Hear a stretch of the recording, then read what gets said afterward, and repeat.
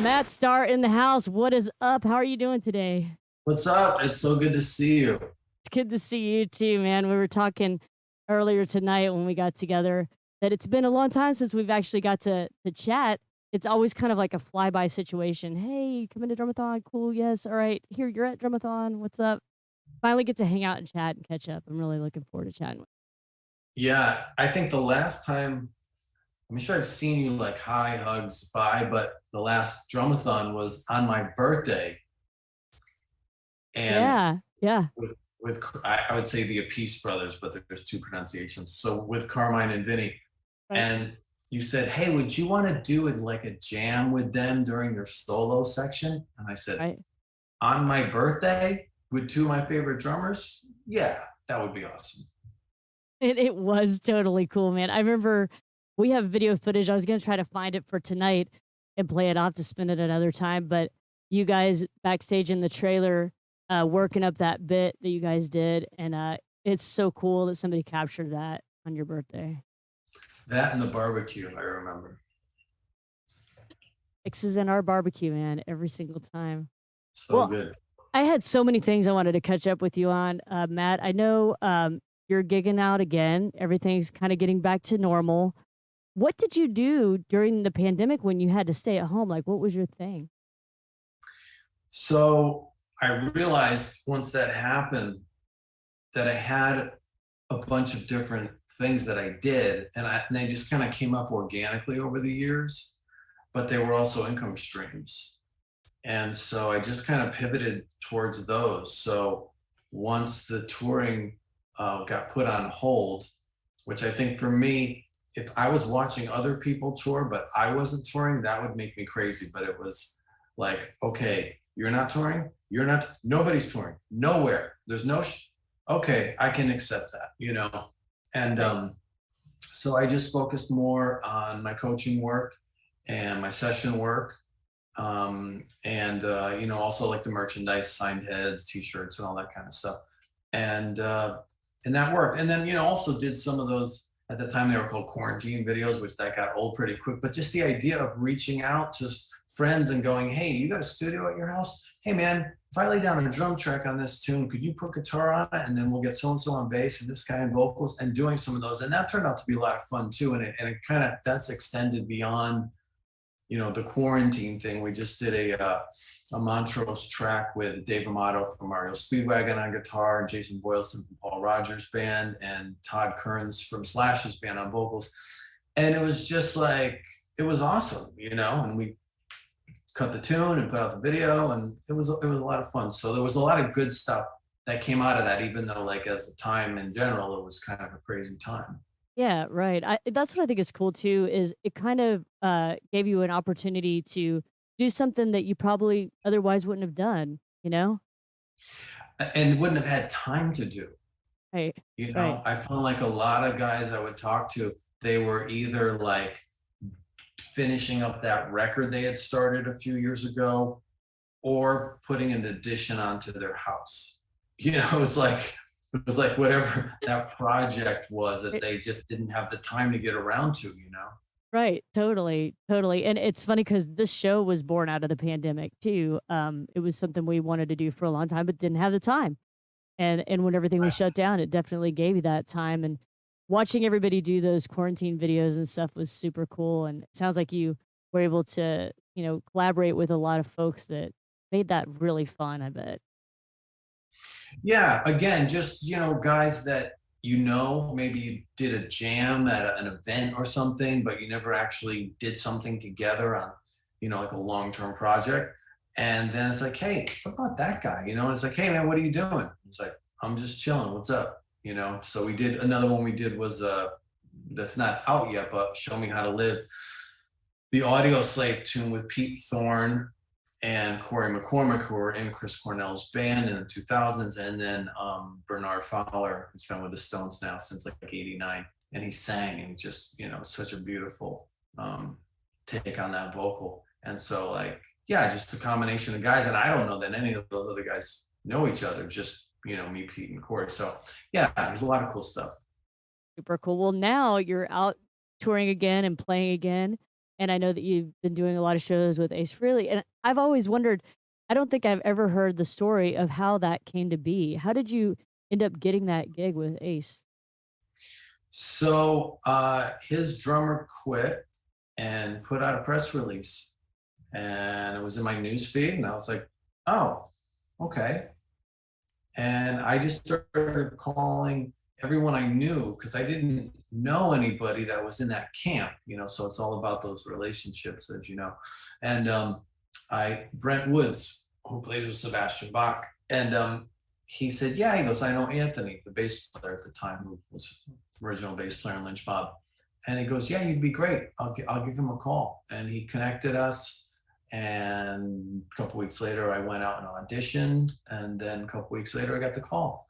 And so that's kind of the short version of it, but that's how it went down. Just like social media, for us, like it's part of just work. But for a lot of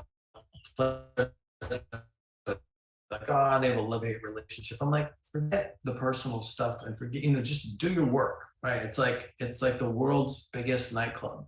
And there's these guys are hanging out over here, these guys are hanging out over here, and you can just go hang out, And so like to be able to connect and see what's going on, see who's playing, who's coming into town, what's happening, someone quit, someone got fired, whatever, like just keep plugged into what's going on. It's huge, because otherwise, unless you knew somebody firsthand, you wouldn't even hear about something like that. That's no lie. That's so true, and it is such an important tool to use as a musician or in the entertainment business. Be able to get on social media and spread the word about whatever you have going on, and to learn about what else is going on in the world and pick up a gig like that. I mean, that's really cool. What year was that when that happened? 2012.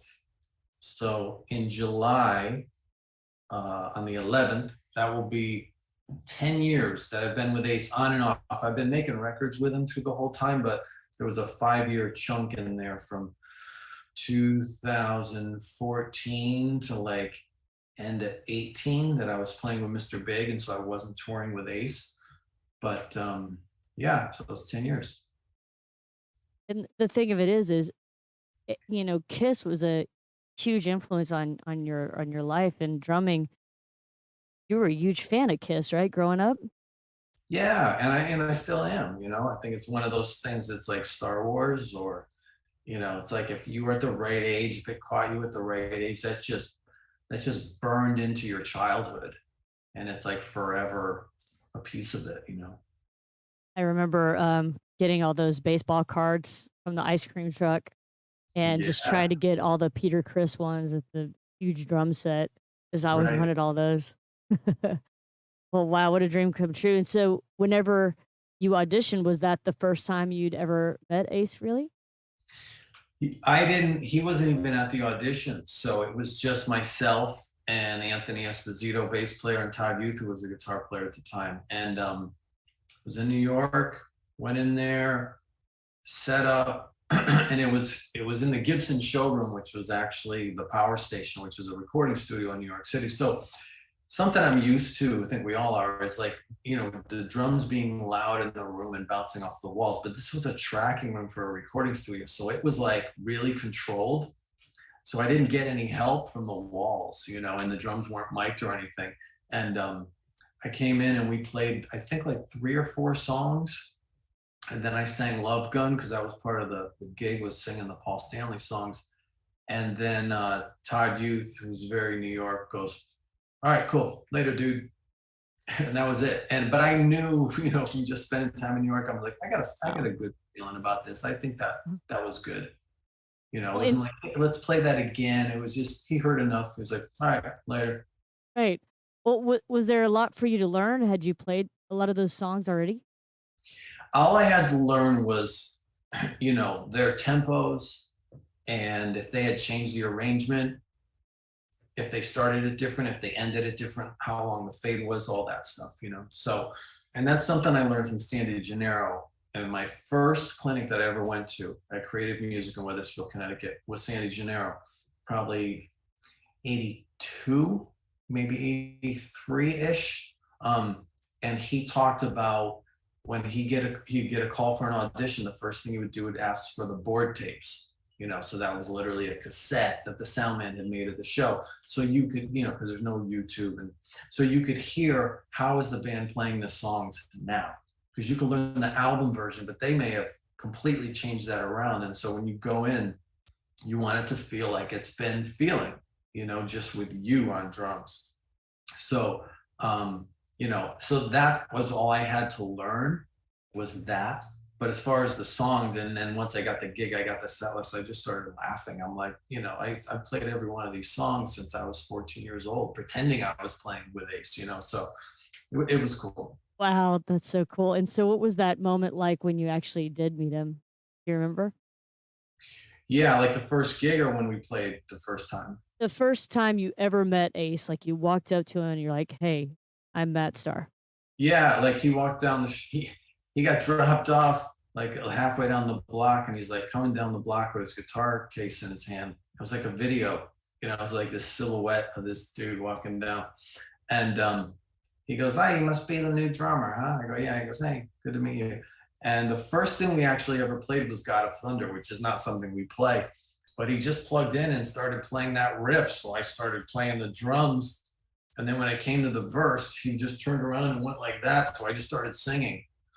And I think we made it about to the guitar solo. And then he goes, "Hey, you sound good." He goes, "You spit blood too?"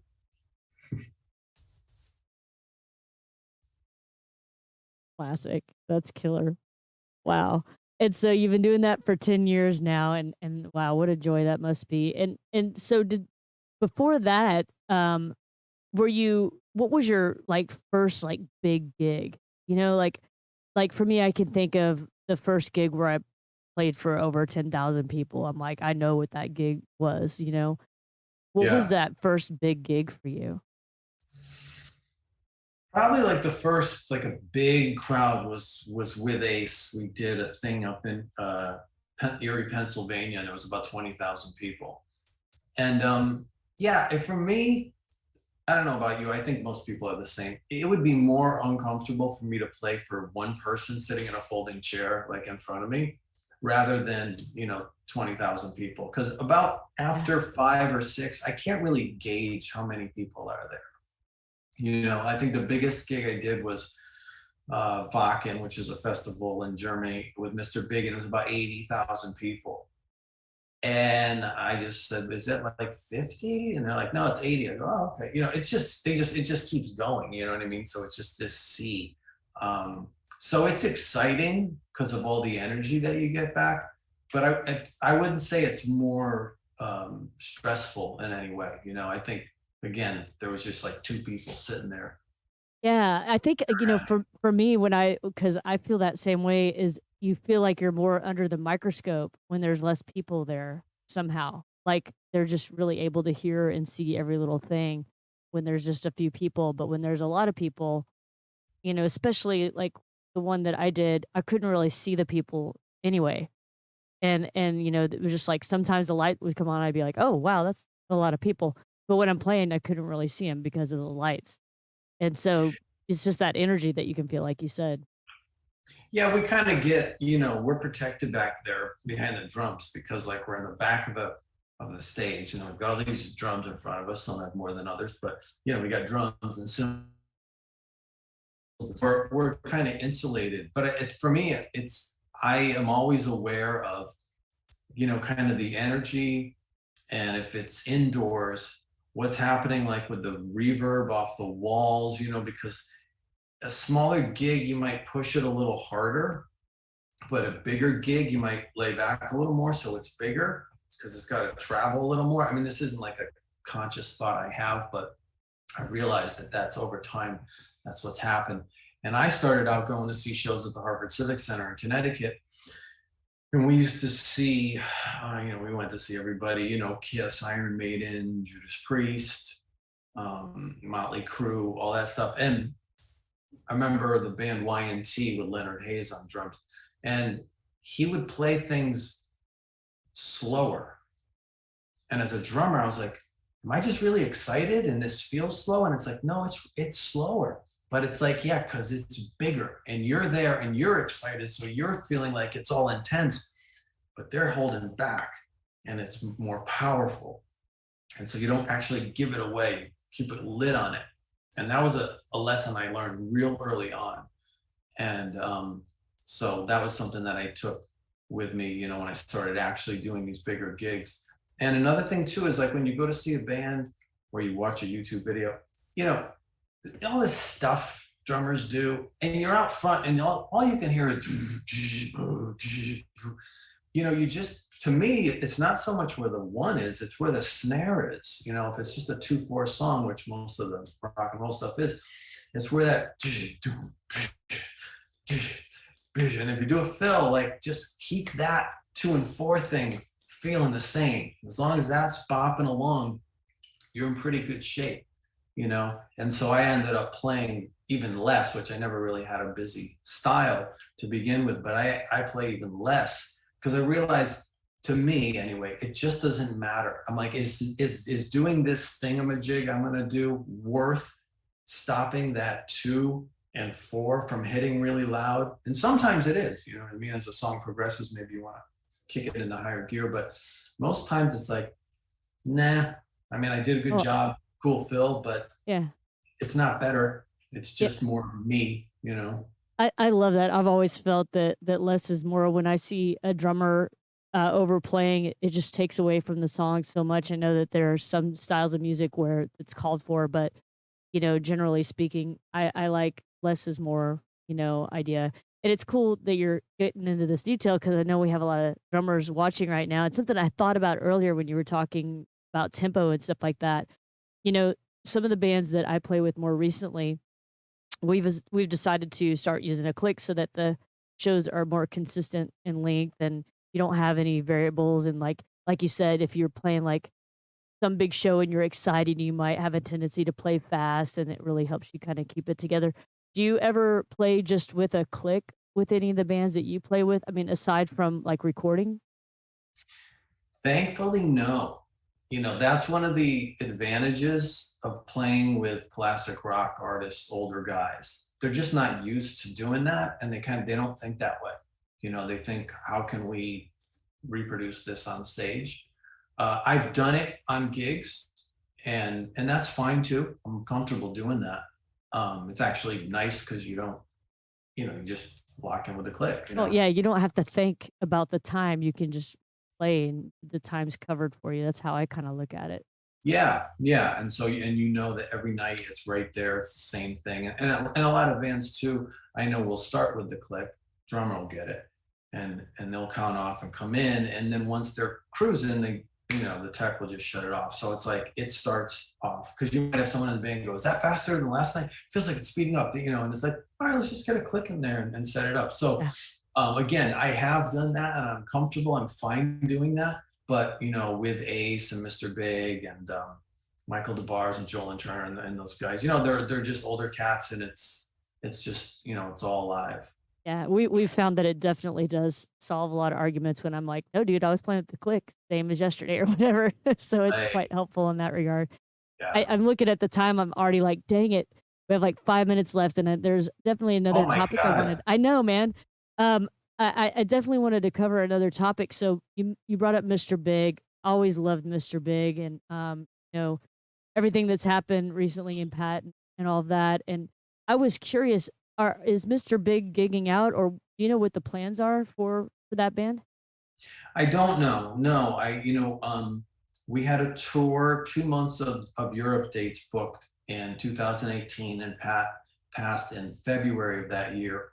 And I was just expecting them to cancel the dates, or I wouldn't have been surprised if they had, but they decided to go forward. And I think, you know, that's kind of the type of band they are. It's like, we're going to power forward. And I, as much as I knew Pat for those 4 or 5 years, I think Pat would be like, get out there and play. Don't sit home because I'm not playing, you know? So we did the shows, and it was definitely different for me because anytime I played with with Mr. Big. Pat was literally no more than 5 feet away from me. Yeah, it was so cool. I saw you guys when you came through Dallas. It was really, really a cool experience. I'm so glad I got to see him at that time and see you with him too.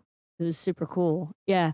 Part of me is like, yeah, maybe they should just let it go since it's not the whole band anymore. But then the other part of me is like, "God, but love their music. They put on a fantastic show, and Eric Martin's voice, and I mean everybody, Paul, Billy, everybody. Yeah, yeah, Can't exactly. Yeah, you can't say, lose oh, with that, Billy's such a right? great bass player. Right. When Paul's such a great guitarist, and Eric said, yeah, I mean, and Pat's such a great drummer. I mean, everybody in that band was really exceptional, Yeah. And Rudy Sarzo said something to me too. Like he said, when Randy died, he's like, I just wanted to get away from Ozzy and just all of that because it reminded him of Randy. But he said, now I realize playing that music is what keeps it alive, and I don't know that he had any regrets about that, whatever, but just that he had that observation. And and there's certainly a fair amount of people that have lost band members, but like that's a really notable one. And his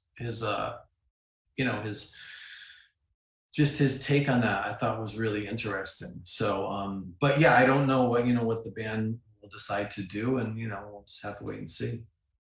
Interesting because I realized, I guess the other day when I was thinking about you being on the show, I was like, "I've seen Matt play with Joe Lynn Turner and Mr. Big, but I've never seen you play with Ace." So I've gotta watch for when you guys come through Dallas and catch that because I feel like that's a big miss on my part. I need to make sure and catch you guys for sure. So We'll make it what's happen, man. Yeah, dude. So what's the next thing coming up for Matt Starr? I know you've got your coaching. Give a little bit more information about your coaching and how people can find you. Sure, yeah. I mean, if they want to get in touch with me, just go to mattstarcoaching.com and you can message me through the contact page. And that was born about 10 years ago because I just prior to that had done a couple things here and there, but I really wasn't living my dreams. And I think musicians, we think like, well, it'll happen, someone will discover me. And I was like getting up to close to 40, and I was like, yeah, that hasn't happened. And I think I'm pretty confident I'm a good drummer, right? I'm not the world's greatest, but I'm good. I'm capable of doing the kind of gigs I want to do.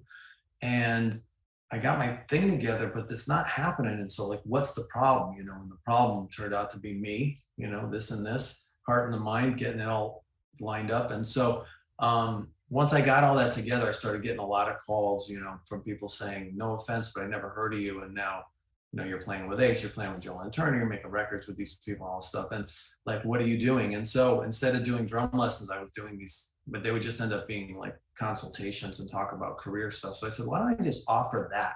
And then I don't have to only talk to drummers. I can just talk to any musician. And that's turned into working with people in all different industries because it's really the same thing. None of this is specific to music, right? It's not like call Joe Schmo and he'll get you a gig. It's how do you develop relationships? How do you get clear on what you want? Go after it. Walk through all that discomfort and not feel like you're phony. Because as a musician, it's all about the feeling, which is awesome. That's the music, right? But then there's the business. And so if you want to just play music, just play music. That's cool. You can do that in the garage or at a club or whatever you want. But if you actually want to have a career and have a sustainable career, because like we all know people that have gotten one gig and then that went away for whatever reason and they never had another one. So it's like a sustainable career is the phrase. And there's a way to do that. It's not luck and it's not rocket science. It's just, applying these principles and doing things a certain way and will enable whoever to develop and create their version of their dreams. Yeah, and even I haven't taken your course. I've been to I You did a speaking thing at NAMM a few years ago that was great, and you do a lot of Facebook lives, and they're always super inspirational and get you thinking. And I just love that like Sandy Gennaro does some motivational speaking, and so does Mark Schulman, and I love those aspects of you guys and have great admiration for y'all and I need to get that mindset going too because I would love to have another side of motivational speaking and things like that. So I really admire the work that you're doing and it's so cool to see it grow and catch your lives and everything like that. I've got a few comments in the chat here that I want to be sure and read. I know that Tori McDonald wanted to say hi. She says hello to you. She's up in Connecticut. She said that you're from Connecticut. Is that right? I am, yeah. Hey, There you Tori. go. Very cool. Tori says that she has a great video clip of Matt and Pat Torpy playing together with Mr. Big. It says, I'm going to get the name of it wrong. It says at Mahogany Sun. Is that right? Mohegan, Short. yeah, Yeah. Mohegan, Okay. Mohegan Sun. It's a gambling casino up That's here. you. Okay. And Connecticut. Yep. yeah, it says it was shortly before Pat passed away. So that's really Yeah. cool. It has that. Yeah. And then it looks like Robert Riley says hello to you. And Tori is also asking, do you have any Connecticut shows coming up? Yeah, actually, this Thursday, the 30th of June, we're playing at Toads with Ace. So there you go. Cool. Yeah, there you go, Tori, right there. Thursday. Come on. Yeah. And Robert Riley wants to say Matt killed it with Ace at the Houston Sugarland show. Very cool. I'm jealous you got to see that. Yeah, Thank you. super cool. All right, man. I see that it's 8:01 now. I'm gonna have to let you go, man. We'll have to do this again because it just went by too fast. You know what I'm Really saying? super I fast. Yeah. know. Crazy. Thanks so much for taking time out of your schedule to hang out with us tonight and be a part of the Beat broadcast and for everything that you've done for breast cancer, can stick it over the years, being a part of Drummathon 2015, 2016. And I know we'll have you out again here at some point. And just stay safe out there and have a great time, man. Awesome, man. Thank you. Yeah. And yeah, you got to do motivational speaking because your story is amazing. Thanks, So you Matt. got Thanks. to Thank spread you. that around. Thank you so much, man. You're an inspiration to me. So thank you. I really appreciate that. All right. I'll see you guys. Thanks for having me. Have a great evening. Okay. Bye. Bye. All right, everybody. That was the Matt Starr, drummer from Ace Frehley and Mr. Big. And don't forget to check out mattstarcoaching.com. Very cool. I catch his live videos all the time. They're always super inspirational. So glad he could join us this evening. All right, cool. Guys, we got a good group.